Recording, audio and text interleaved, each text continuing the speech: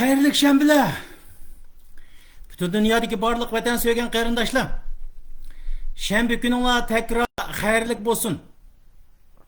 İlgirki davamlaştırıvatkan dostlar bilen yana bu siyasi meseleler hakkında biz söhbetimizni davamlaştırmamız qarindaşlar. Bugün meninki sizlerge sözleydigan timam mesela Xitay puli Amerika dollarga dominate kılıvatandı yoki çoğunçılık kılıvatandı yoki Amerika dollarınınki o'rnini almoqchimi degan tim bo'ldi qarindoshlar. Ya'ni Xitoyning yuan Amerika dollarining o'rnini almoqchimi degan tim bo'ldi. Qarindoshlar, bundan avval meningki ko'pchilikka bu temaga kirishdan avval azroq beshimda o'tgan ba'zi masalalarni so'zlab o'tishni loyiq topman qarindoshlar. Meni tushensanglar, men burundan tortib meni tushungan do'stlar bildi, men yoki har qanday bir vaqtning o'zida men mumkin qadar nihoyat tez taraf tanlab ketishni men aslo va aslo yaxshi ko'rmayman.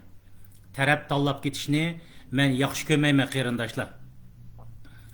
Mümkün kadar dünyada yüz beriyotgan siyasi meseleler, siyasi işlerin hemmisini o'ttir meydanda turup, mümkün kadar o'ttir meydanda turup tushuntirishni men tushuntirishga tirishman. Mesela hazır hayatımızda yüz berdi, ko'z oldimizda yüz berdi. Mesela Ukrayna urushi, Rossiya bilan Ukrayna urushi kelgan chaqdimi, men do'stlarimning hammasiga degan, men na Rossiya Putincha emas va yoki Zelenskiy emas. Mening kecha kunduz ko'zladiganim mushu Ukrayna urushi, mushu voqealar albatta begunoh insonlar o'layotgan bo'lsa-mu, meningki bundan millatimning manfaatiga qaytliq bir foydali manfaatlar chiqadi. Mening dushmanim bo'lgan Xitoyning buning ichida qanchalik foydani oladi va qanchalik ziyon tortadi degan nuqta mening boshdan oxir tushuntirishga tegishlik asosliq temam deb so'zlab kelgan. Qarindoshlar, men sizlarga dedim, men millatchi. Men millatchi inson, millatchi bo'lgan chaqda men tujmal millatchi emas. Men millatimning manfaatini o'ylaydigan millatchidim. Shuning uchun men mumkin qadar o'tirib va yoki Zelenskiy va yoki Putinchi yoki achi yoki bachi bo'lishni zaten men yaxshi ko'rmayman.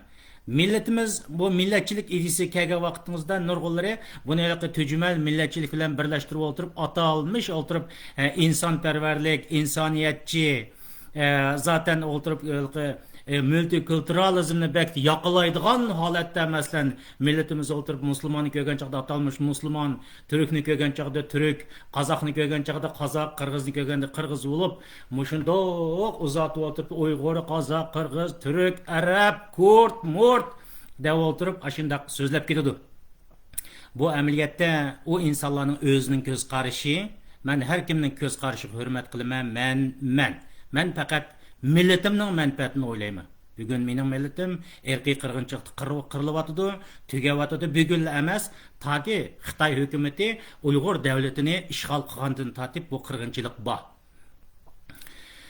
Shu sababdan men Ukrayna masalasi, Rossiya masalalarini tilga olaman. Ag'a vaqtning o'zida Zelenskiyni yaxshi ko'radigan insonlar bo'lgan bo'lsanglar, masalan Putinninki ortiqchiligi, kamchiliklarini, Zelenskiyning ortiqchilik, kamchiliklarini so'zlagan vaqtning o'zida bir ranjib ketmay o'tirib anglasizlar, meni manfaatim tushunasizlar bulamda qarindoshlar. Bundan avval men ko'pchilik azroq beshimda o'tgan manga qattiq ta'sir qildi. Xizmat ishlagan do'stlarimizning shu 3 kundan birisi, ya'ni Ukrayna urush chiqqandan birisi, meningki ilgari ko'pchilik do'stlarimga degan, men ko'pincha shirkat almashgan bo'lsam yoki mening ishlayotgan ishim boshqalarga o'xshash ma'lum bir taksilar haydaydigan va yoki bir muqim o'rinda ishlaydigan ish emas. Shirkatimiz qayerda ishlagan bo'lsa, o'xshamgan ish o'rinlariga kirib, hatto men Germaniyaga berib ishlagan, Daniyaga berib ishlagan, ammo shu Yevropadagi nurg'un davlatlarga berib ishildim. Meningki kasbim shu o'xshamgan yerda ishlaydigan ish bo'lganki, shirkat zaten qayerda ish olsa, shu yerga berib turib ishlayman. Dengizda bor, quruqlikda bor degandek. Norvegiyaning mamush qator o'tirib men bomga yerlar qolmadi. Bu jarayonning o'zida men uchrashmagan Sharqiy Yevropadagi millatlarga asosan qolmadi desak bo'ldi endi. Bu Norvegiyada turayotganimiz bilan ishchilarning ko'pinchalik har turli davlatlardan keldi. Masalan, Sharqiy Yevropa davlati, Polsha, Litva, Latviya, Ruminiya, Bulgariya degandek har yerdan kelib, Fransiya, Daniya, Shvetsiya degandan kelib mushunda oralashib ishlaydi. Bu jarayonning o'zida men ishlash jarayonining o'zida ko'pchilik bilisizlar, mushu erkiy qirg'inchilik davosini qilish jarayonining o'zida ishlab o'tib yurib beka vaqt topgan vaqtimizda namoyishlarni qildim. Hammasini Facebook'ga chiqarmadim, zaten chiqarib keldim, zerikib ketganlar bor. Mush jarayonning o'zida bizning Sharqiy Yevropadan kelgan qarindoshlarimiz bu narsani nima uchun ko'tarib olasan deb o'tirib so'raydi. So'rgan vaqtning o'zida men ular bilan biz beka vaqtning o'zida albatta doim ishlab o'tirmaymiz. Beka choy ichgan vaqtida, kofe ichib o'tirgan vaqtida bu masalani men tushuntirdim. Shundaq bizga Uyg'ur degan xalq bugunning o'zida erkiy qirg'inchilik uchrayotidi. Xitoy buni qilyotidi. Mening ko'nglim tinim topmaydi. Mening 2017dan 18dan tortib oilam, urug' tuqqanlarim bilan hech qanday aloqam yo'q.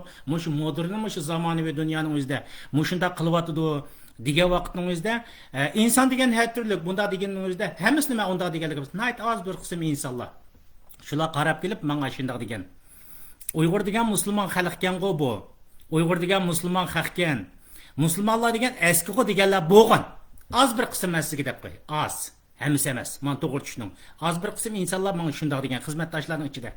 Degan vaqtida men kulib ketib, bunda degili bo'lmaydi. Haqiqatan meniki mening millatim musulmon. Ular musulmon degan vaqtning o'zida ular deganda nima deb o'tirib bu gaplaringning hammasini shu musulmon dunyosiga boshqalarga demaysan degan vaqtingizda mening ularga degidek hech qanday bir asosim yo'q, chunki musulmon dunyosi bugungi kunimizda Xitoy bilan hamkorlashyapti. Shu arablar bo'lsin, masalan turklar bo'lsin, bizning butunlay musulmon degan qarindoshlarimizning hech qanday ovozini chiqarmayli qolmasdan, yana Xitoyga yordam berib, Uyg'urlarni Misrdan bo'lsin, Turkiyadan bo'lsin, Qozog'iston, Pokistonda tatib butun musulmon davlatlar Xitoyga qaytaryapti degan vaqtingizda ular cho'chib ketib shunday men qaraydi. Rasmo degan vaqtingizda o'ginib baq, bu ras. Haqiqiy reallik. Shuning uchun men qarsam, albatta men musulmon dunyosining qilayotgan ishlarini, Yevropa har qanday yerda bor terrorlik harakatlarini men to'g'ri deb qaramayman. Mening Facebook'imga kirib baqsang, har qanday vaqt shularning xatoligini hech qanday vaqt yapmay o'tirib, mening millatimga qilgan eskiliklarni, Xitoy bilan bo'lgan xoinliklarni har doim mendan o'ta tillaydigan odamni sen topolmaysan. Men har doim uni masalan Ston, Paskiniston, Kopriston deb o'tirib tillayman. Ammo mening yashayotgan yerimni seni men inson deb qaraganligim uchun biz o'xshash bir dinda bo'lmasakmi? İnsan deb qarayotganligimiz uchun bu dadimni degim kelib men sana deyapman degan vaqtingizda ba'zilar bana shunday degan. Bu dadingni shuloq berib demansa deganlar chiqqan biroz gap. Shu vaqtingizda men kulib ketib xatolik mendan o'tibdi. Sana deydigan bir so'zim bor. Dunyo degan jumbuloq narsa. Dunyo jumbuloq yodingda bo'lsin. Dunyo jumbuloq. Mening beshimga kelgan kun, ati sening beshingga kaschi degan vaqtingizda shu qarindoshlar o'tirib bizning beshimizga kelmaydi. Biz sarang emas degan. Mana shunda degan insonlar menga jiq degan inson chiqqan xilravuz. Lekin yodingizda bo'lsin, hammasi emas yodingizda bo'lsin. Hatto ba'zilar o'tirib ish vaqtining o'zida shunday gaplarni qildingmi deganlar bor. Sirtlarga chiqib namoyishlarga chiqqan vaqtingizda ba'zilar qo'yib o'tirib bu ish vaqti, bu mening beka vaqtim degan vaqtingiz yo'q, uyingda qil, hatto ishning vaqtining o'zida deganlarni chiqqan. Chunki maqsad nima degan vaqtda ular Xitoylarni yaxshi ko'radigan insonlar desak bo'ldi. Bu Yevropada yashayotganlardan hammasi o'tirib Xitoyni ujurib tushunib ketmaydi. Ularning siyosiy saviyasi chaqliq. Men shu vaqtida ashulaga degan, yodingda bo'lsin, do'stim deb o'tirib, quchoqlab o'tirib, dunyo degan jumbuloq dunyo. Mening beshimga kelgan kun, at sening beshingga kelib qolsa degan vaqtimizda kelmaydi degan. Mana kelmaydi degan Sharqiy Yevropadagi, masalan, Ukraina falan to'kadi mening do'stlarim bor, shular o'tirib hozir 5-6 kun bo'ldi, menga telefon qildi. Jang boshlangandan keyin telefon qildi. Telefon qilib mendan kechirim so'radi. Yig'ildi ba'zilari. Erkin xafa bo'lma dedi. Sen shu vaqtda ashunday deganding, mening millatimning beshiga kelib qolgan kun, sening beshingga kelib qolsa degan vaqtingizda men kelmaydi deb ekanman. Mana bugun mening boshlarimning uchiribda ham yerlarda o'tirib bomba uchib yurdi. Men seni o'tirib davlatingni tashlab qochib chiqib ketdi deb ekanman. Bugun qarsam mening millatim ham yerga qochib chiqib ketib yurdi degan gaplarni degan vaqtingizda do'stim dedim. Men qara, dunyo shundaq. Oldimizda bo'layotgan ishlarni hech qanday qilib bilmaymiz. Sen shu vaqtning o'zida menga deganding. Muşada o'tirib quruq so'zlab namoyish qilguncha o'til berib, davlatingga berib va davlatingni ishg'ol qilib olgan, irqiy qirg'inchilik qilayotgan Xitoyga o'tirib vashilach ossang olmamdi, o'ltisang olmamdi degan gaplarni sen deganmisan deganda shunda dedi. Menga bermagan fursatni sana berdi. Andaq bo'lgan bo'lsa, sana dunyoning hammasi qurolliroq beryotidi. Menga o'xshash Facebook chiqib turib so'zla, xalqning u yerdan qochma, vatan millat uchun bugun o'tirib jon beradigan kun, qon beradigan kun, oxirgacha kurash qiladigan kun deb o'tirib tashviq qilib, eng oxirgacha vatan uchun kurash qil. Mening sana deydigan gapim o'tirib ben hech qanday vaqt qechib ket, andaq gaplarni demayman deb shunda degan. Bundaq Sharqiy Yevropaga nurg'un do'stlarimiz telefon qildi. Telefon qilib mush gapni degan vaqtimizda hammasiga shunday dedim. Xulosasi gap qaysi degan vaqtimizda bu yerda hozir Yevropadagi insonlarning boshlariga, masalan, bizning Uyg'ur millati, masalan, meniki ishlayotgan do'stlarning hammalari ko'pinchalar o'tirib tushundi bu ishlarni. Tushunib o'tirib, aha, bir insonning beshiga kelgan kun yana bir cho'qim keladi ekan deydigan nuqta chiqdi. Hem bugün Ukrayna'da bo'layotgan jang, ayat o'tirib Litvani bulamdı, Latviyada bulamdı, va yoki boshqa yerda bulamdı, va yoki o'tirib bizning davlatimizga kengayib kelamdi, buni biz bilmaymiz. Hech qanday qadam bilmaydi. Ammo yetarki bizning meni ishlayotgan qarindoshlarimiz buni tushundi. Menga o'tirib, hatto ba'zilar o'tirib, erkin ranjima, sen bilan biz yana bil ishlash fursati bo'lib qolgan vaqtingizda sen namoyishga chiqqan bo'lsang, sen plakatingni o'tirib men tang chiqaman deganlar bo'ldi. Degan vaqtingizda men sen qanday yordam qilaman undaq bo'lgan bo'lsa, masalan, mening qo'limdan keladigan pul yordam, boshqa yordamlar bo'lsa, yordam beradigan narsalar bo'lsa degin. Men yordam qilay. Ammo sening davlatingda inson o'lyapti, men bunga qarshi.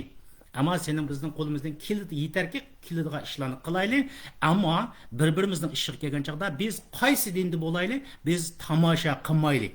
Ashuna degan. Chunki biz o'xshash bir jumbuloq dunyoda yashayapmiz. Men shu vaqtingizda mashina degan. Bugun millatimni o'tirib, advokatlik qilmadim hech qanday vaqt. Men u arabni, bu Stan, Pakiniston, Kapiristonlarni menidan ortiq tillayotgan odam yo'q. Ate ashlarning beshig'imi Xitoyni yaxshi ko'rganligi uchun Xitoy ashlarning beshig'iga kichib siydigan o'tirib, Uyg'ur qilgan butun askirliklarning hammasini mening millatimni qirishga hamkorlashayotgan shu musulmon davlatlarga cho'qim keladi deb turgan. İnşallah bir millet, bir kavim zalimni yaxshi ko'rdigan, uningga sherik bo'ldigan, uning beshiga cho'qim keladi bu kun. Buni haqiqiy dinni tushunadiganlar emas, reallikni tushunadigan insonlar buni bilalaydi. Demakchi o'g'lim, bu orqali men shunda xulosalayman. Bu so'zni xulosalayman qarindoshlar. Bugun vatan millatni so'ygan, o'zining millatini so'ygan, irqiy qirg'inchilik uchun, xalq uchun yig'layotgan insonlarning ayti oz.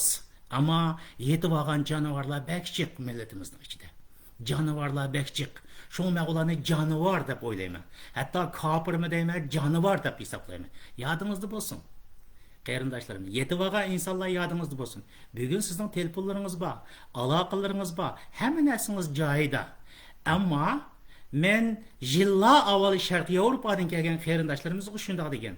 Sen bir zulüm, bir adaletsizlik bayağı kelgan vaqtda biz yetarki inson bo'laylik. Din pinni boshqa qo'yib o'tirib, adaletsizlikka baravarlik bilan qarshi turaylik. Hech bo'lmagan chaqda sen qarshi turmasangmi, mening ancha-muncha dadimni anglab baq degan mashilaga. Mening ma to'shib ketgan dadim bor meniki. 22 yillik sargardonlik hayot. Millatimning qirg'inchiligi. Onun boshqa aqalli bugungi dunyoda bo'layotgan zamonimizda alo deb o'tirib telefon qilgan bu liniyani uzayotgan dunyoda mening ba'zi vaqtda digim keladigan deb o'tirib shu insonlarga shunday degan. O insanlar meni tushundi. Yetarki uyingizda yetib olgan kofirlarga, jonivorlarga, ishtilarga, hayvonlarga deydiganim shu. Ani Ukrainaliklarning beshiga kamaydi degan kun bugun keldi ularning beshiga. Men bilmanki bugun siz Xitoy va Xitoy hokimiyatiga jim yetib olish orqali ularga chavoqchib o'tirsangiz, keladi bir kun sizga mi keladi? Mening beshimga va yoki boshqalarning beshiga kelgan kun sizga tabiiy keladi. Amin deymiz, sizning beshingizga kelsin. Şu gün sizin beşinizga kelsin. Mening vujudimda qaynayotgan, qirilayotgan, tugayotgan bu qalbim inshaalloh bir kuni sizning qalbingizga kelsin, qirilsin, tugisin, yeyilsin. Meningiz menga o'xshashmay o'tirib qirilib baqsin. Shunda o'tirib to'lg'inib baqsin deb o'ylayman. Chunki siz adolatsizlik tarafda turib, adolatsizlikka chavoqchilik uyingizda yetib oldingiz. Chunki buni haqliqsiz. Ukrainalarning beshiga kelgan kun kelmaydi degan insonlarning beshiga keldi. Bugün oturup mening ota-onalarim, urug' tuqqanlarim oturup hech qanday bir kun kelmaydi deysiniz, o gün sizga tabiiy keladi. Chunki siz zolimni yaxshi ko'rdingiz, adolatsizlikni yaxshi ko'rdingiz. Chunki adolatsiz kuch hech qanday vaqt boshqalarga rahimdillik muomalasi qilmaydi. Menga qilganni sizga qiladi qarindoshlarimiz. Sizga deb qo'yay buniki. Biraz içim rahatladi. Nimishqa degan vaqtimizda shu qarindoshlar menga ashundaq zaharxandlik bilan muomala qilgan qarindoshlar, botib qarindoshlar qilgan. Az bir qism yodingizda bo'lsin. Az. Ma yodingiz bo'lsin. Az. Hammasi undaq emas. Buni ko'p turyapman. Az. Ammo ko'pinchalar o'tirib, xuddi Uyg'urlarga o'xshash, masalan o'tirib, tinch holatda ashundaq bo'lgan. Ben nurg'ullar o'tirib bu gaplarni demasang degandek gaplarni chiqqan.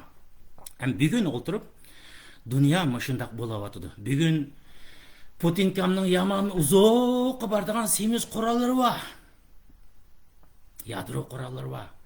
5 masalan S-400 qit'alar uchib boradigan bombalari bor. Berish mumkin. Dunyoning har qanday yeriga kelishi mumkin. Hatta Arab dunyosiga berish mumkin. Birer shaharlarni o'tirib tuzlab etishi mumkin.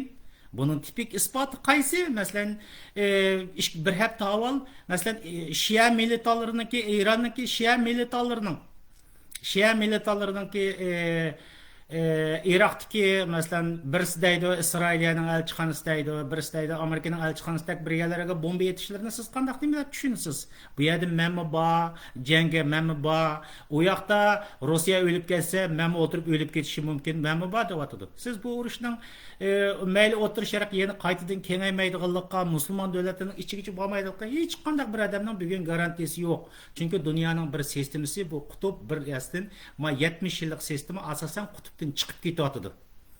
Andaqken bu ilayim dünya uğraşığı yüzlenmesin. Eğer yüzlenip qıpqağa vakitimizde mening milletimni satqan o Stan, Paskinistan, Kapristanlar vaqt kep qalsa Putin kamning va yoki Xitoyning boshqalarninki bundaq o'tkini ichib o'tirib bir kunib bir besish bilan to'zib ketishi mumkin, yo'qolib ketishi mumkin. Amin deymi, yo'qolib ketsin. Men sizlarga deyman. Men mushundaq odam. Çünkü mushu dunyoning o'zida Uyg'urdek bir millatning qirilib yo'qash holatiga kelganda tish turg'anlarning hammasini onun içinde Uygur olamda, Uygur tilli olamda qo'shilib o'tirib, amin yo'qolib ketsin deyman qarindoshlar. Tushundinglarmi? Mening millatimga mansub bo'lmagan bu dunyoning mencha aytgancha ancha ahamiyati yo'q, miz yo'q, qimmat yo'q. Qolganlari siyosatni, adolatni bilmaydigan jonivorlarga xos bir dunyoda yashayman deydigan insonlarga albatta bu tinchlik falan bukun deb o'tirdi. Mayli nimdisin özünün işi, meniki timamga kelsam timidan burun men bir narsani nayt qisqilib o'tirib tushuntirib o'tmoq qarindoshlar. Chunki Ukrainada yana bu Xitoylar qanday qilibdi deysanglar, bizning vatanimizda Uyg'ur bolalarni minglab o'tirib, holatlarni keltirib ishkir akitayotgan, yeyotgan jonivor Xitoy va Xitoy hokimiyati Ukrainada o'tirib aşağıdan bolalarga qasd qilgan. Bunu bizden Facebook'ta Uygurlar ançımıcı bilgen bilen bunu dünya biliş gerek. Bizden bu devatqanlığımız yani bu dünyaya oturup özümüzden derdini anlatqanlık emez. Ma Xitay muşundaq mı qılalaydı degeni düşündürüşün ibaret. Bunu viyanığı çıkan tili İngilizce hemen anlatmayma azırak anlatıp ondan keyin özümüzden söhbete kirketimiz qarindoshlar. Çünkü dünya biliş gerek bundaq narsalarni yadinglarda bo'lsin. Bizning beşimizga kelayotgan kunni boshqalarni bilish kerak. Out on China. Our next story is proof. 2 days ago, Ukraine's border guards busted a Chinese trafficking operation. Chinese citizens trying to cross the border, smuggling 2 babies out of Ukraine. Thankfully, they were caught, busted. But many more children remain vulnerable in Ukraine and could fall prey to Chinese traffickers. Our next report tells you more.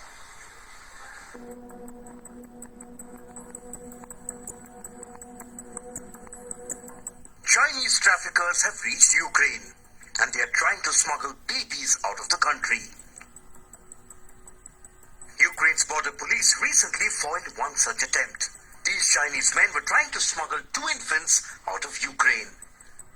Their plan was to cross the Burubne border crossing point and escape to Romania. But the border guards of Ukraine stopped the Chinese traffickers. They were asked for the identifying documents of the babies. They didn't have any. Traffickers were busted. The babies are now being looked after by Ukraine's border guards. They may be the luckier ones. The war has separated many newborns from their parents. In Kyiv alone, 21 newborns are being kept in basements. They were born to surrogates. We are worried for ourselves, for our children, for these little babies who stay here, for everyone. It is terrifying because we sit here and we don't know what will happen the next minute. Even though we stay in a basement, when there is an explosion somewhere nearby, we can hear it very clearly. There was sun tonight. It is terrifying indeed. Around 200,000 children live in orphanages and foster homes. Reports say they're at the risk of being exploited. And the biggest threat comes from China. It is one of the biggest trafficking hubs in the world. Going by some estimates, 200,000 children were abducted by Chinese traffickers every year from 1980 to 2016. Qarindoshlar, buning hammasini anglashning hojati yo'q. Chunki buni da xabarda buniki masalan 5-da Ukrainada, ya'ni tushunmaydigan do'stlarga bu Ukrainada ikki Xitoy, ya'ni Ukrainalik kichik Ukrainalik boğaqlarni masalan chegaradan Ruminiya chegarasiga ep qochib ketish, ya'ni uyg'urlash, uni yemdi, satamdi, ishki organlarini qanday qildi biz bilmaymiz, ammo bu uyg'urlash voqeasini bu Ukrainaning chegarada turayotgan saqchilari bayqab qolgan, shu orqali tutib olgan qarindoshlar. Buni biz dunyo bilish kerak bundaq masalani. Chunki bizning Uyg'ur bolalarni hatto minglab o'tirib, holatga keltirib ishkiri har qanday aketayotgan Xitoylar endi tashqi dunyoda shunda Ukrainada bo'layotgan qalayimqanchilikdan foydalanib, ularning bolalarini Uyg'urlash tushgan gap qarindoshlar. Bu Xitoy hokimiyatiniki bu siyosiy nuqtasini, razil qilmishlarini biz mumkin qadar dunyoga echib berishimiz kerak. Bizning dardimizla emas, dunyo xalqim bundan ogoh bo'lish kerak. Dunyo mushundaq masalani tushungan vaqtingizda Uyg'urlarningki hozirgi bovoqlar masalasi bo'lsin, erkiy qirg'inchilik masalasi bo'lsin, yanama tez tushunalaydi. Endi o'zimizning temiga kelsak, qarindoshlar, so'zlaydigan temamiz, men buni bakchaq uzatmayman. Ya'ni Xitoyninki puli yuan Amerika dollariga masalan dominat qilyapti, cho'ngchilik qilyapti, o'rnini elishtirishayapti degan nuqta bo'ldi qarindoshlar. Men bu nuqtaga deydigan so'zim qaysi degan vaqtingizda bugun Ukraina urushi boshlandi ko'rdinglar. Amerika hukumati, g'arb dunyosi Rossiyaga 5000 turdan ortiq o'ltirib jazo yurgizgan. Qarindoshlar. Bu jazo yurgizish rekordi jihatni aytgan vaqtingizda Rossiyaga yurgizgan jazo Erondan hatto Shimoliy Koreyaning oldiga o'tib ketgan gap. Shimoliy Koreyaning oldiga o'tib ketgan gap endi. Demak, bu yerda men ayni vaqtingizda shu Ukraina urushi chiqadigan vaqtingizda men ko'pchiliklar bilan suhbatlashib o'tirib, bu o'tganki suhbatning o'zida masalan ikki dunyoning ikki yerida jang bo'lishi mumkin dengizda degan suhbatning o'zidanki va yoki boshqa temasi Xitoy Rossiyani Shimoliy Koreyaga aylantirib olyapti degan muloyizani ko'pchilikka sungan qarindoshlar. Demak, bu yerda nima desanglar, Putinni men har qanday qadam dötdisin, men aqlli odam deb hisoblayman. Qarshi tarafidan o'tirib tahlil qilaman. Chunki men so'zimda degan Putinning birdan-bir maqsadi Xitoyni o'tirib tatib ochiqyotdi, Augustin ochiqyotdi deb shunda degan. Ham bu yerda nima degan vaqtimizda shundaq jazo yurgizdi. Hatta bunundikin yenimi jazalar, yenimi kelishi mumkin. Hozir Rossiyaninki masalan elementlarga jazo kelmadi desanglar bo'ldi. Masalan magniy, litiy, Mendeleyev jadvaldagi 109 element hozir 101 ga yetdimi, 111 ga yetdimi, nechaga yetdi bilmayman. Ammo ular oldirmay o'tirib magniy, litiy, alyumin degan har bir elementlarga o'tirib jazo kelishi mumkin. Bu yerdagi eng qattiq jazo qaysi bo'ldi degan vaqtimizda Amerika Biden hokimiyati Rossiyaning neftiga jazo yurgizdi qarindoshlar. Neftning setim ishlariga jazo o'tirg'i qo'ydi. Bu kimning manfaatiga eng jiq ziyon olib keldiga Amerikaning manfaatiga jiq ziyon olib kelmaydi. Amerikaning chunki u dunyodagi eng chong setim va ishlab chiqarish davlati neftni bakchiq Rossiyadan import qilmaydi. Bu yerda neftni import qiladigan davlat mesela energiya ehtiyojining 70% atrofini tashqi dunyodan import qiladigan davlat bu yerdagi Xitoy. Xitoy qarindoshlar. Shundoq bo'lgandiki, men bu urush ko'pchilikka degan Yevropa, Sharqiy Yevropa bilan G'arbiy Yevropani tutashtirgan Ukrainada yuz berdi. Demakki, bu yerda Putin apandim, anda bo'lgan bo'lsa, bu yangi dunyo tartibida mening o'rnim bo'lmagan bo'lsa, hammangizni men tang o'tirib turib supurib akirib ketaman deb o'tirib chiqdi degan gaplarni ko'pchilikka deyishgan. Demak, bu yerda Xitoyga eng chong ziyon beradigan Ukrainada bu jang chiqdi qarindoshlar. Buning bilan o'tirib jazolarni yurgizdi. Bu yerda Rossiyaga qarsanglar ayni vaqtda söhbatimizni degan Turkiya bilan Xitoy eng jiqi ziyon tortdi bu jangda, bu urushda degan to'q. Rossiyaga qarsanglar qarindoshlar bu yerda hamisha hamma narsani eksport qiladigan davlat u. O dünyada 17 milyon kvadrat kilometr zemin, dünyadaki bilmem açlıktan tartib neft kadar oturup 50-60% dünyada bir ham eşya bilan energiya bazası bilan bir to'shib ketgan yer. Bunu eksport qildi. Endi import qiladigan eng jiq davlat qaysi degan vaqtimizda biz Xitoy. Xitoy import qiladi endi. Rossiyadan import qilmas bo'lmaydi. Gazga qandaq dollar orqali bo'lamdi bilmayman. Bu har qanday vaqt bugun dunyoning qonuniyatida tushuninglar, neftning elim setim masalasi dollar orqali bo'ldi. Amerika bu orqali Biden hokimiyati tunji qata o'zining bu dollardan iborat bu qurolini xalqaro bozorga tashladi. Dollardan iborat bu kuchli qurolini o'tirib bozorga bu jazo o'tirg'i qo'ydi. Andaq bo'lgan bo'lsa, siz Rossiyaniki neftlarni undan eksport qilsangiz, andaq bo'lsa bu yerda dollar bilan import qilish kerak. Ya'ni bu yerda qaysi nuqtaga kelib chiqdi degan vaqtimizda Rossiyani jazo yurgizish orqali, masalan, xalqaro pul almashtirish sistemasi SWIFTdan chekladi, butunlay kontrol qildi. Andaqkan Rossiyaniki neftni import qilish uchun qaysi pul sistemasini qo'llanish kerak? Nimani qo'llanish kerak u davlatda o'tirisda? Yoki o'tirib masalan Rossiyadan neft olgan bo'lsa, Xitoy uni nima ish kerak? U qadimgi zamon o'tib ketdi, o'tirib bir qo'yni olsa, bir qo'yni olmoqchi bo'lgan bo'lsangiz, u yerdan o'tirib uyingizdan kelgan chamg'u, savzi, basay deganni berib ikkisiga almashtiradigan dunyo o'tib ketdi. Bu yerda bir almashtiradigan bir qimmat bo'lish kerak. Ya'ni u dollardi. Bu şunun bilan o'tirib bu yerda Xitoy bilan Rossiya o'tirisidagi, Xitoy bilan Rossiya o'tirisidagi bo'libmi, Xitoy bilan Rossiya o'tirisidagi pul almashtirish qimmatiga, ya'ni neft olgan vaqtimizda bu yerda bir cho'ng bir savol belgisini o'tirib qo'yib qo'ydi. Savol belgisini o'tirib qo'yib qo'ydi. Bular qanday almashtirish kerak anda bo'lgan bo'lsa, dollar orqali almashtirishga yo'l yo'q. Anda o'zi qanday qilish kerak? Şunu bu yerda Putinni men aqlliq deyishimdagi sababim bu butundan tortib boshlanishdan avvaldan tortib bu biladi. Chunki Putin Xitoydan albatta import qildi, nurg'un narsalarni import qildi, ammo eng jiq eksport qildigani Putinninki neft, gaz, boshqa metal qatorlar bo'libmi neft. Neftni Xitoy import qilish kerak. Bu sistemaga kelgan vaqtning o'zida Xitoy va Rossiyaning o'tirisida va o'tirib bu almashtirish kelgan vaqtimizda chuqur bir pul qo'llanish kerak. Hozir xabarlarni ko'rdinglar, hamma yerda xabarlarda chiqyapti. Bu ikkisining o'tirisidagi eng chong savolni hal qilish uchun, masalani hal qilish uchun, ya'ni SWIFT sistemasi, pul almashtirish sistemasi yana bir pulni o'tirg'i chiqarish uchun bu yerda yuan qo'llanishni o'tirg'i chiqyaptganligi deb real pakt o'tirg'i chiqyapti qarindoshlar. Anda bo'lgan bo'lsa, dollar u qandaq narsa ko'pchilik nayt yaxshi biladi. Men buni so'zlashdan avval buni o'tirib paksiz bo'lib qoldi deb o'tirib nurg'un odamlar shunda deyish mumkin. Shuning uchun bu yerda TFI Group'niki, Global Group'niki chiqargan mushto'g'riliq muloyisi bor. Bu muloyisni qo'yib bo'lgandan keyin buni hammasini qo'ymaymiz.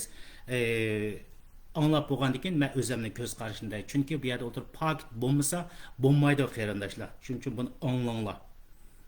Hammasini anglamaymiz, azroq yergacha anglaymiz pakt sifatida. After Russia invaded Ukraine, well, they thought that they will sanction the Russian economy and hammer it beyond repair. But what has happened instead is that 6 powerful countries have started limiting the impact of Western sanctions on Russia. And welcome to TFI Global, the foreign affairs and geopolitical analysis arm of the TFI Media Group. I'm your host, Atul Mishra. Let's begin. If we go by what US and EU diplomats were saying after the Ukrainian invasion, the Russian economy should have been driven into penury by now. However, 6 countries, the UAE, Saudi Arabia, China, India, Iran, and Israel are cancelling the West's sanctions against Russia and making them virtually useless. These 6 countries have unique ties with Russia, and none of these countries is ready to sacrifice them at the altar of the Western world's agenda. So they have become a bloc in themselves over the Ukraine crisis. China, on its part, is helping the Russian oil and gas industry soften the impact of Western sanctions and sell energy to other countries through yuan, despite threats of being cut off of the dollar-based global payments settlement system. In fact, as per a report, 2 officials said that India and Russia are thinking of devising a rupee-ruble trade mechanism by using yuan as a reference currency to value it. Meanwhile, China and Russia have worked together to evade the Western sanctions.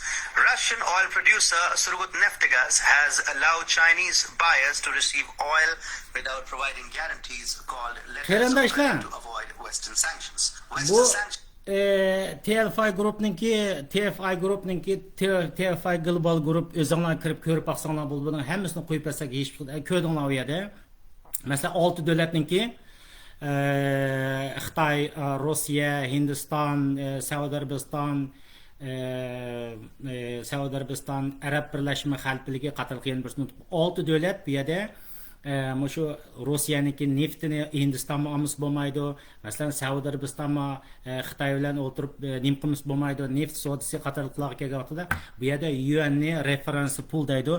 Masalan, vakolatchi pul sifatida qo'shimcha dollardan boshqa o'tirib ishlatishga majbur bo'layotganligi iborat bu reallikni tushuntirdi qarindoshlar. Ko'rdinglarmi bu yerda? Çünkü Hindiston Rossiyadan neft import qilmiz bo'lmaydi. Xitoy Hindistondan neft eksport qilmiz bo'lmaydi, import qilmiz bo'lmaydi. Anda hozir bu yerda bir qo'llanadigan pul kerak bu yerda. Qo'llanadigan pul kerak. Çünkü neftning savdosi dollar orqali qilish kerak deydi qo'ya o'tirib. O dollar orqali qilish uchun o'tirib Amerikadagi Oxford ruxsat olish kerak. Swift sistemasida bu yerda cho'qim dollar menish kerak. Anda qo'ygan bo'lsa bu yerda qanday qilish kerak? Bu yerda o'tirib Xitoyning pulini referansi yani qo'shimcha pul o'rnida ishlatishni bo'la planlayotgan gap. Ko'rdinglarmi? Planlayotgan gap, bu chiqarayotgan gap. Shuning uchun men Putin efendimni nayt aqlli odam, bu jiroqni ko'radigan bir siyosatchi. Putin Xitoyni o'tirib asta tatib ochiqyotdi. Yangi dunyo qurishi, siz yangi dunyo quraman deysiz. Yangi dunyo quradigan dunyoningiz, ya'ni Ipak yo'li, Uyg'ur davlatidan boshlangan Ipak yo'li Londonda akilib bu yoqdan Sharqiy Yevropalig'icha, G'arb Yevropacha akilgan yo'lingizni ichida men yo'q bo'lganligim uchun anda qolgan bo'lsa, keling Xitoy yoza, men sizni o'tirib tam yiqib baqay, akirib baqay sizdan maniga deb o'tirib, bu Ukraina urushini boshlatgandan keyin Xitoy o'tirib bu nuqtaga ilinib qoldi desak bo'ldi. Bu nuqtadan garchi Ukraina xalq o'layotgan bo'lsa-mu, to'g'ri tushuninglar, men Putin efendimga ko'pdan ko'p rahmat deyman. Chunki mushundaq bir cho'ng siyosiy o'yinlar chiqib, dunyo umumyuzlik bir jangning ichiga kirib bombaga vaqtimizda Uyg'ur masalasiningki bunda azroq jazo yurgizib qo'yish bilan azroq ish qilib qo'yishlar o'tirib Uyg'ur davlatining qurilishiga va dunyoda yuz berayotgan cho'ng siyosiy masalaning hal bo'lganiga men ishonmaydim. Başqalar qandaq ishindi bilmayman, men ishonmaydim. Xulosasi gap bu yerda ko'rdinglar, Rossiya bilan bu 5-6 davlat hatto o'tirib devotido, ya'ni boshqa yerdan chiqqan muloyiz maqollari bor. Buningda 35 dan 38 gacha davlat mushu ilm setim ishlarida biz dollarni ishlatmaymiz degandek fikrlar o'tirg'i chiqayotgan gap, qarindoshlar. Bu yerda Xitoyninki Amerikadan qolib qolsa ikkinchi cho'ng kuchli davlat iqtisodiyot Xitoy bo'lgandan keyin bu yerda Xitoyning yuanni ishlatishdan iborat savdoda, neft ilm setim ishida dollarni ishlatmay yuanni ishlatishni iborat plan o'tirg'i chiqyapti. Qarindoshlar, bu yerda Putin anda qo'ygan bo'lsa, kimni o'tirib o'tning ichiga kiryapti? Xitoyni kiryapti. Bu yerda o'tirib Amerikaning dollarga jang e'lon qilgan bu vaqtimizda Putin bo'lamdi yoki o'tirib Xitoy bo'lamdi? Albatta o'tirib vaqtimizda rublini ishlatmay, albatta rublini ishlatishning imkoniyati yo'q. Bu yerda o'tirib Xitoyning yuanni ishlatamiz deb aytadi. Bravo. Agar yuan haqiqatan Amerika dollariga hujum qilib, zaten dollarni biz qo'llanmaymiz, anda olsa bu yerda neftdan iborat bu dunyoning eng chong tijoratida yuanni o'tirib chiqib, yuan orqali tijorat qilamiz desa, u yoqdagi dunyoning aksi bo'lgan Amerika qarab o'tirama. Amerika Biden kam qarab o'tirama, Trump kam qarab o'tirama, Pompeo kam qarab o'tirama. Chunki u dunyoning yangi tartibida dunyoni kontrol qilib turayotgan Amerikaning eng chong kuchi dollar. Hem dollarni kuchli qilib tutib turayotgan bir Amerika bor edi. Amerikaning bir qurilmasi bor. Bu qurilma anda bo'lgan bo'lsa, yuanga qanday javob berdi? Anda bo'lsa yuanni qo'lini bering. Men Amerika ziyon tatib ketay. Men 70 yildan bir qurgan yangi dunyoning sistemasida anda bo'lsa Xitoy oldiga o'tib ketsin deb o'tirib qarab o'tirama shunday bo'lgan vaqtingizda. Menchi bo'lgan vaqtingizda yuan tasodif bir o'tirib Amerika dollariga qarshi xalqaro pul qo'llanishga o'tirib yuzlangan vaqtingizda bu yerda o'tirib ishning nihoyatda cho'ng chiqadi. Men ilgirki suhbatimning o'zida shunday degan, Ukraina urushi boshlanishdan boshlangan vaqtda suhbatimning o'zida mana shu The Economist'ning chiqargan The Economist'niki 3 hafta 4 hafta burun chiqargan masalan jumlaq yer sharining ichida 20da Biden, 20da Xi Jinping turgan vaqtimizda ko'pchilikka shunday degan. Qarindoshlar, bugungi dunyodagi, ya'ni 2022-yildagi jang Amerika bilan Xitoy o'rtasidagi jang. Rossiyaning jangini bo'lsa, siz hozir qo'shimcha o'rniga qo'yib turing. Buningga bakchiq jiddilashib ketmang. Zelenskiy bilan Putinning o'rtasiga bakchiq jiddilashib ketmang degan tuxman asta-asta o'tirg'i chiqyapti. Chunki Xitoy dunyoga kuchli bo'laman deb o'tirg'i chiqdi. Bu yerda Rossiyani bu hozirgi Xitoy qurmoqchi bo'lgan yangi dunyo sistemasida Rossiya yo'q. Rossiya amaliyotda dunyoga hozir Xitoy qurmoqchi bo'lgan yangi dunyo sistemasiga isyon qilib turib chiqqan davlat mohiyatda. Isyon qilib turib chiqqan davlat. Men buni shunday tushunaman. Andaq bo'lgan bo'lsa, men tilaydiganim shu August yetib olgan Xitoylar bo'zqasa o'tirib shu yuanni Amerika dollariga qarshi o'tirg'i chiqsin. Chiqqan vaqtingizda Yelqi mushukninki chashqanning o'lgisi kelsa mushukning qo'rg'ini tishlabdi deydigan bir narsa bor. Xitoy o'tirib asta-asta o'tirib Amerikadagi bir mushukning qo'rg'ini tishlayapti desak xato bo'lmaydi. Qarindoshlar, men yodingizda bo'lsin, Amerika hokimiyati va Amerikani tutib turayotgan kuchlar hech bir zamon Xitoyni anda bo'lgan bo'lsa dollar miyada turib tursin. Siz yuanni o'tirib savdo tijorat qilavering deydig'iniga men aslo va aslo ishonmayman. Agar rost bo'lgan bo'lsa, rasmi yolg'on bilmayman. Saddam Husaynning darg'a eslib ketishi, u Kurd xalqiga yurgizgan xemiylik quroldan boshqa shu vaqtimizda Kuvaytni ishg'ol qilib, biz dollar bilan nemishimiz bizningki deb o'tirib chiqqanmish rost bo'lgan bo'lsa. Libiyaning o'zidimi o'lib ketgan Kaddafining o'zimi anda bo'lgan biz Amerika bilan nemishimiz, men Afrika davlatlarini birlashtirib o'tirib, mush o'zimning dinar-pinarlarini qo'lga o'tirib tijorat qilaman deb menga vaqtimizda o'tirib kayniga yeb ketganmish. Rost bo'lgan bo'lsa. Ammo mening ularning bo'layotgan ish qayerdan qayergacha bilmayman, ammo Amerikaning davlat qurilmasi, dunyoning qurilmasini etkasak, bugun Amerika tunji qatim dollardan iborat bu qurolini ko'zir qilib turib tashladi. Yuan navada dollarga qarshi o'tirib tijorat qilaman o'tirg'i chiqqan bo'lsa, bu yerda Amerika qanday o'tirib buni qanday javob berdi? Gapim takrorlanib ketgan bo'lishi mumkin. Qanday javob berdi bunga?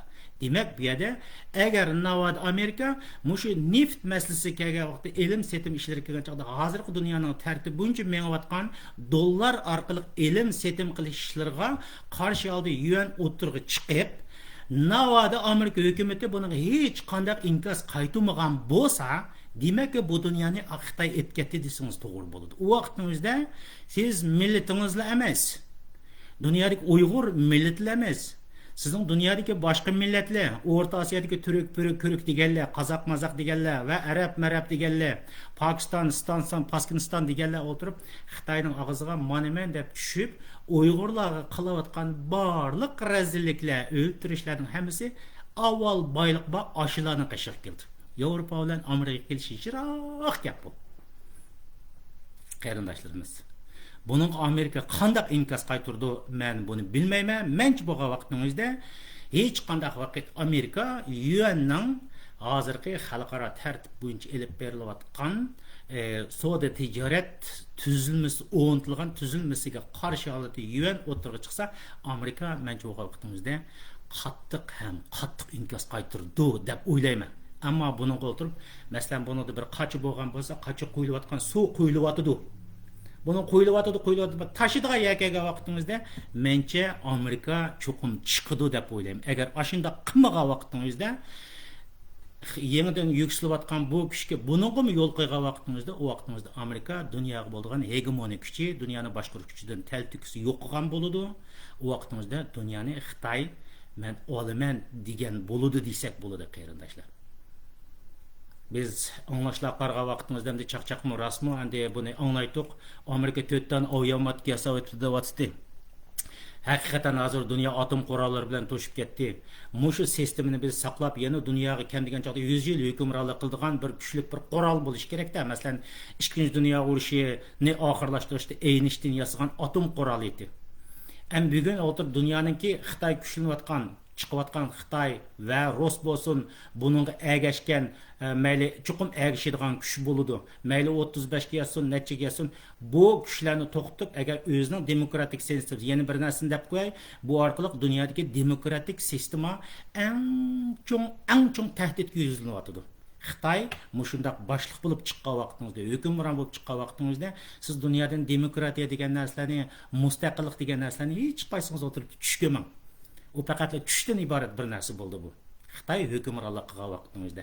Endi mushuniga qanday qarab turindi tumanda deganni biz buni ko'ramiz. Ham buni hikoyamga kelsam, rasmiy yolg'onmi men bilmayman.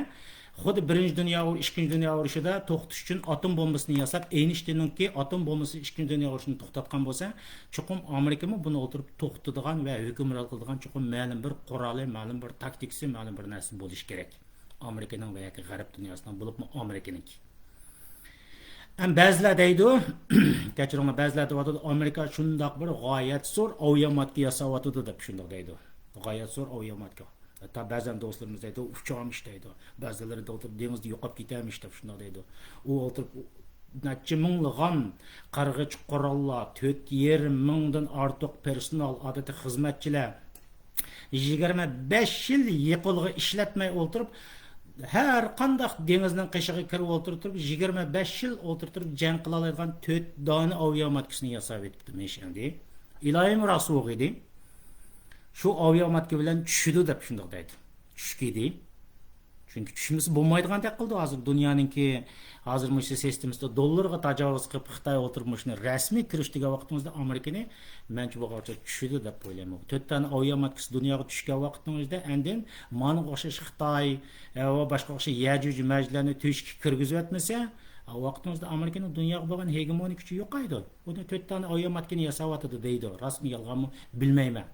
Bu uzoqamay tushdi deydi sizga dey. Ashunda deganda 4,5 mingdan ortiq personal xizmatchilar turadigan, uningga butunlay o'tirib qirg'ich quroldan tortib yadro qurollargacha avtomatga qarshi turib kelgan bombalarni o'tirib chugiy oladigan, uning ota oladigan shunday zamonaviy holatda 4 tane avtomatkasi kelib etib yasab etibdi mesh qarindoshlar. Bu endi Amerikada do'stlarimiz o'tirib tezroq danglar bo'lsa shu avtomatkaning ishlariga yordam beringlar.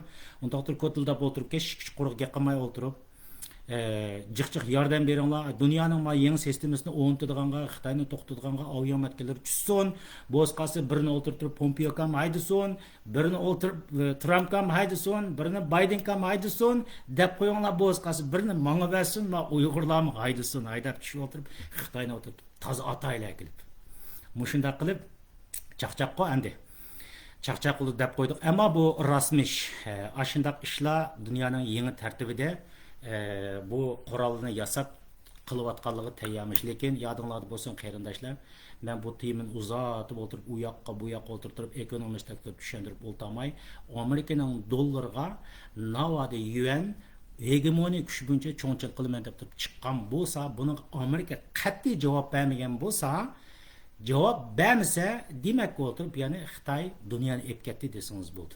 Agar bunga tushgan bo'lsa, agar buni o'tirib to'xtaman, yangi tartibga o'rnataman deb tushgan bo'lsa, chuqum bugun yadro quroli bilan to'lgan bir dunyoda bundan o'tib ketadigan bir kuch bilan o'tirib tushish kerak.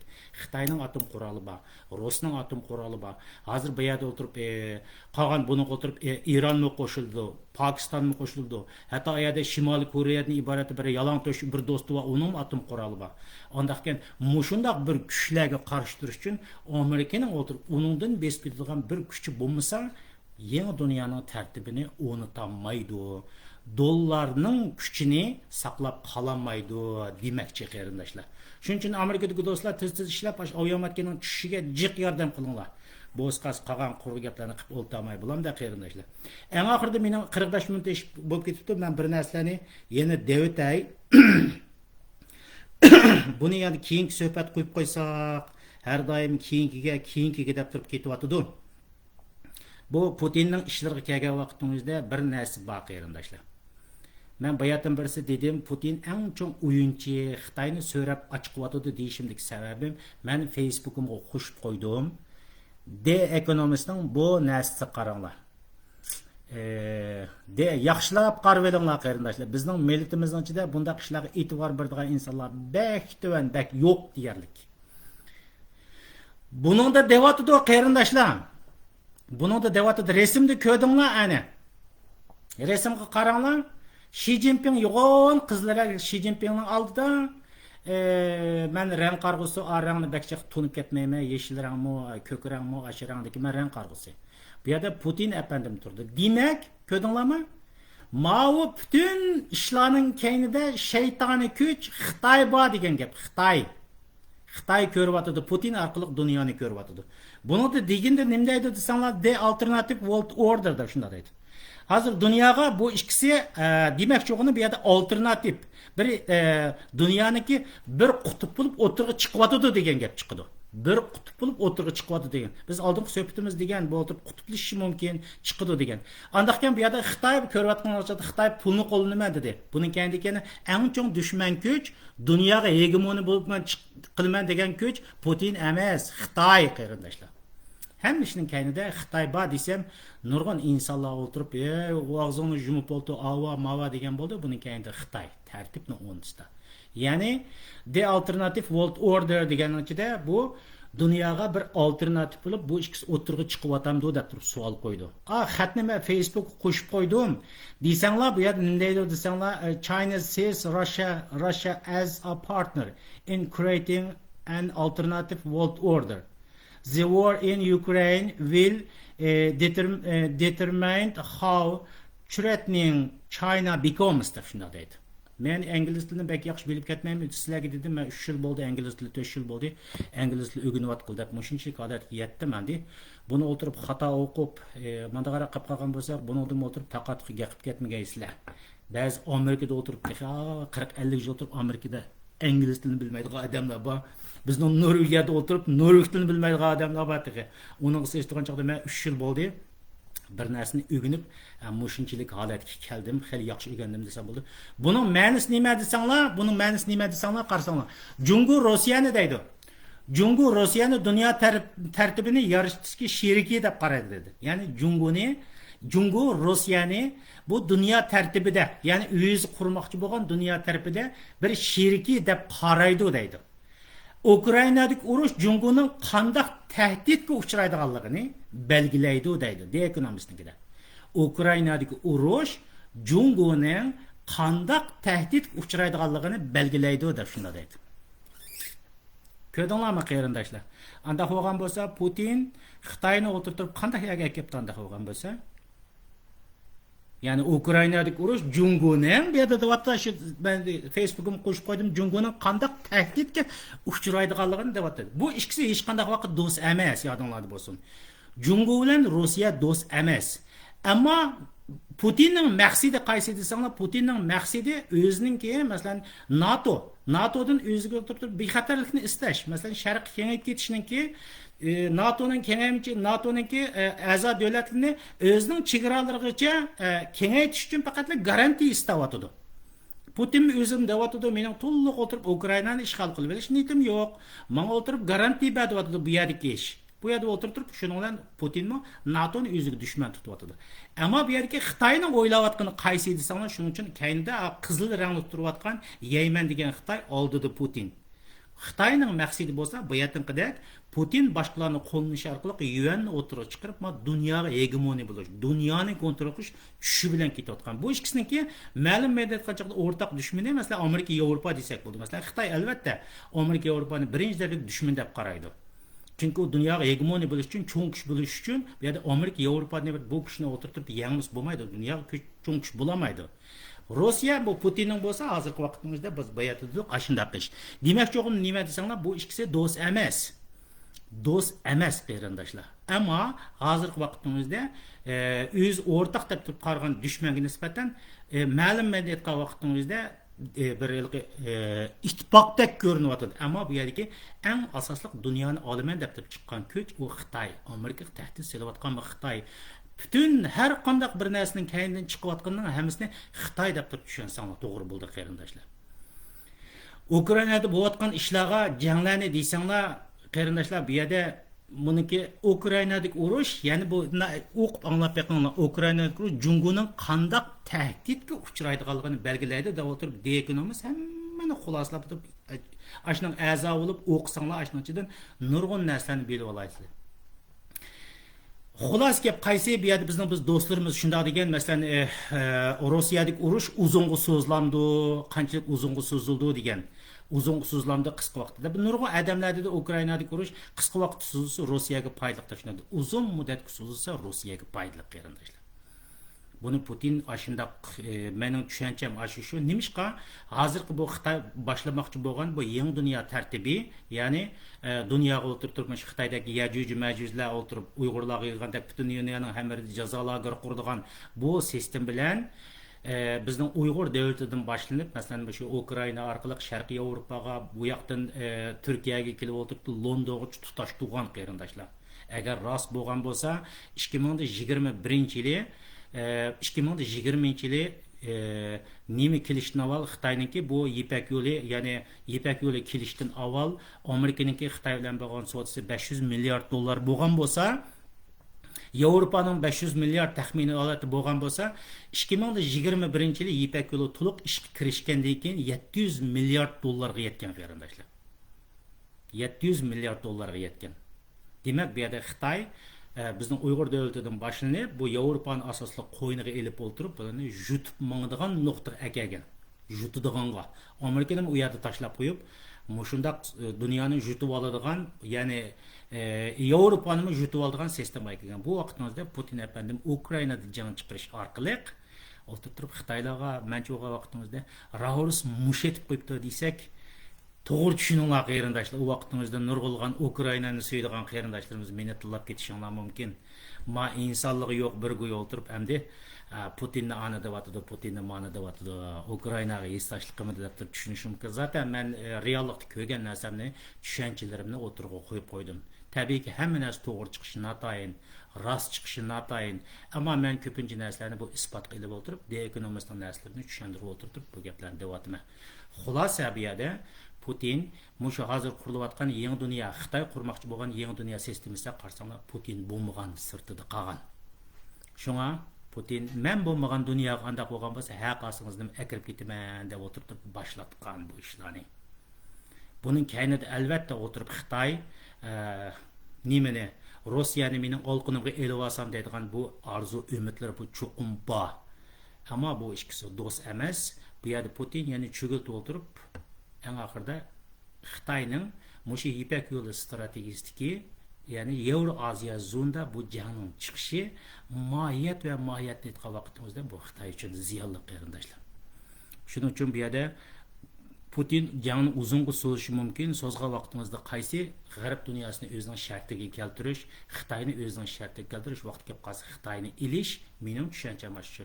Xitoyni yo'g'itib kelib Amerika, Yevropani haqiqiy dushmaniga aylantirib qo'yish menimcha bu Putin kamdan qurgan eng chong siyosati deb o'ylayman. Agar undaq bo'lmagan bo'lsa, nim deb o'tirib bu yerda yuandan iborat bu narsa Amerika jazo qo'ygandan keyin bu yuandan iborat bu pul birligini qo'llanish neft sodasida yuan o'tirg'i chiqib qoldi. Agar navodi yuan haqiqatan o'tirg'i chiqib tijoratdagi bu pul bo'lishning ehtimoli bo'lsa, xulosa gap Amerika buni qanday javob berdi? Buni qanday to'xtadi, qanday oldin oldi, bu dunyoning tartibini qanday saqlab qoldi, demokratiyani qanday saqlab qoldi, bu bir cho'ng bir masalaga aylandi. Shuning uchun balkim rost bo'lgan bo'lsa, bu ishni yana 100 yillik dunyo tartibini o'tirg'i chiqarayotgan, saqlab qolmoqchi bo'lgan Amerika boy degandek dunyodagi eng cho'ng aviamodellarni, eng cho'ng qurollari bilan o'tirg'i tushmasa, bu vaqtimizda Xitoy hamma narsa bilan tushib, Tayvanni elib bir yo'l qarab mo'ngdigandek real ahvollar ko'rinyotadi qarindoshlar. Gapim taqatiq bo'lib qolgan bo'lishi mumkin. Men suhbatimni mushu yerda oxirlashtiray qarindoshlar. Kelarki suhbatda ko'rishcha omon bo'laylik. Shanba kuninglar takrar xayrli bo'lsin qarindoshlar.